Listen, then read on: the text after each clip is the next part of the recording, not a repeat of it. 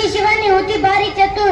शाळा, घर, शेत व बाजार येथील मुले माणसे तिच्यावर खुश असायचे. रविवारी कुंदापूरचा आठवडी बाजार भरायचा तर शेतातील भाजी विकायला शिवानीचे आई बाबा जायचे. सोबत सुट्टीमुळे सोबत शिवानी जायची. शिवानी आई बाबांना हिशोबात मदत करायची आणि बाजारात मधून मधून चक्कर मारायची.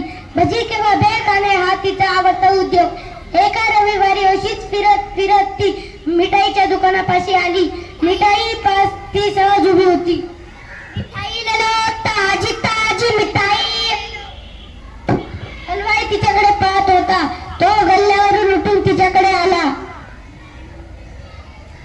ए मुली, चल पैसे काढ. कसले पैसे? मगापासून माझा मिठाईचा वास घेतेस, त्याचे पैसे.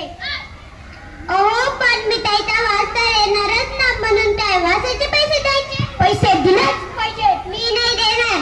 पैसे दिलेच पाहिजे. मी नाही देणार. माझ्या मिठाईच्या वासाचे पैसे दिलेच पाहिजे. मी नाही देणार.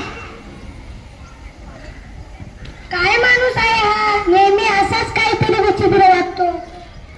वासाचे पैसे खुळाच दिसते. शिवानीला काहीतरी सुचले.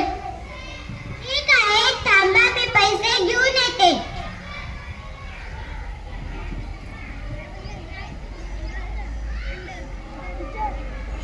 आई, भाजी विकून आलेल्या चिल्लर पैशांची थैली दे ग मला.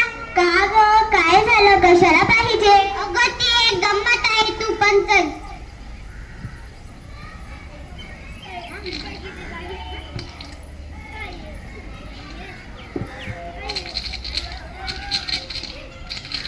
मिळाले पैसे?